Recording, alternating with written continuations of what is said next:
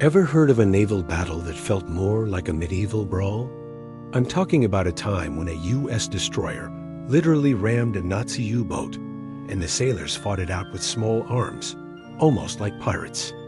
This isn't a Hollywood script. It's the incredible true story of the USS Borie and U-405. Picture this. November 1st, 1943. The North Atlantic is a churning nightmare, whipped into a frenzy by a furious storm. In the middle of this chaos, the American destroyer USS Borie is on escort duty. Suddenly, a blip appears on its newfangled radar. It's a ghost, a wolf of the sea, a German U-boat. Specifically, U-405, one of the deadliest predators in Hitler's wolf packs. The captain of the Borie, Lieutenant Charles Harris Hutchins, doesn't hesitate. He gives the order, full speed ahead. The Borie, a four-stacker from the World War I era, lurches forward, cutting through mountainous waves to hunt its prey. U-405's commander, Corvette-caping Rolf Heinrich Hauptmann, knows he's been spotted. He orders a crash dive, plunging his submarine into the dark, stormy depths, hoping to shake the American destroyer. But the Borie isn't giving up. The sonar operators are glued to their stations, listening for the faint ping that will betray the U-boat's position. It's a tense game of cat and mouse, deep beneath the raging sea. The Borie's crew can hear the groans of their own ship as it is battered by the storm, all while trying to pinpoint the enemy below. For hours, the chase continues.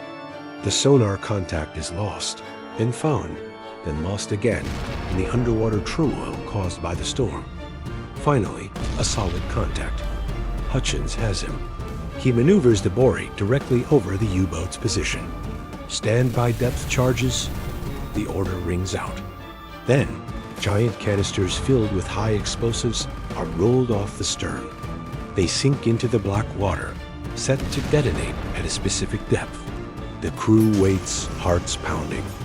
Seconds later, massive underwater explosions erupt, sending columns of water shooting into the air. The Borie shudders from the concussions.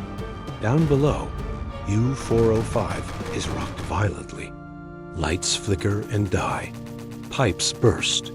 The pressure hull groans under the immense force. The depth charges have done their job. Severely damaged and losing control, Captain Hauptmann knows his only chance is to surface and fight it out. He gives the order to blow the ballast tanks. With a surge of compressed air, the wounded U-405 bursts through the waves, emerging from the depths like a sea monster. Its surface is less than 100 yards from the Borie. The moment is electric. For a split second, the two crews just stare at each other across the churning water. Then, all hell breaks loose. The Borie's 4-inch guns roar to life, spitting shells at the submarine. The German crew scrambles to man their own deck gun. It's a point-blank firefight in the middle of a hurricane. The waves are so high that at one moment the destroyer towers over the sub, and the next they're looking up at it from the bottom of a trough. The visibility is terrible, with sea spray and rain lashing down. One of the Borie's first shells is a direct hit, smashing into the U-boat's deck gun and silencing it before it can fire a single shot. Other guns on the Borie rake the U-boat's conning tower with a hail of 20mm cannon fire. The German sailors are cut down as they try to fight back. Seeing the U-boat wounded, but still a threat, Lieutenant Hutchins makes a split-second decision that will go down in naval history. The waves are too violent for accurate gunfire, and the U-boat might still launch a torpedo. He decides to end it. He shouts the order, "Prepare to ram." The Borie, already charging at full speed, aims its bow directly at the center of U-405. The crew braces for impact. With a sickening crunch of tearing metal, the destroyer plows into the submarine. The Borie's sharp bow slices into U-405's pressure hull, just behind the conning tower. For a moment, the two vessels are locked together, stuck fast in a deadly embrace, rising and falling as one on the massive waves. They are so close that the Borie's main guns can't depress low enough to fire on the sub. What happens next is unbelievable. The American sailors grab whatever they can find. Tommy guns, rifles, shotguns, even pistols. One sailor grabs an empty 4-inch shell casing and hurls it at the Germans. Another pulls out a sheath knife, ready to fight hand-to-hand if they try to board. The German crew, equally desperate, fights back with their machine guns. It's a chaotic, brutal, close-quarters firefight on the decks of two ships locked together in a storm. Bullets fly back and forth. Men fall on both sides. It's a scene straight out of the Age of Sail, not the 20th century. One of the Borie's officers, seeing a German sailor, emptied his entire pistol magazine at him. After what feels like an eternity, probably about 10 minutes, a massive wave lifts the two ships and then slams them apart. The U-405, mortally wounded, drifts away. Its hull is gashed open, and it's clearly sinking. Captain Hopman, realizing his sub is finished, orders his men to abandon ship. The surviving German crew members begin to jump into the freezing, turbulent water. The Borie's crew prepares to pick up survivors. They see the German sailors in the water, clinging to debris. But just as they are about to maneuver for a rescue, a lookout screams, "Torpedo! Torpedo on the starboard bow!" Panic sets in. Everyone thinks another U-boat is in the area, coming to avenge its comrade.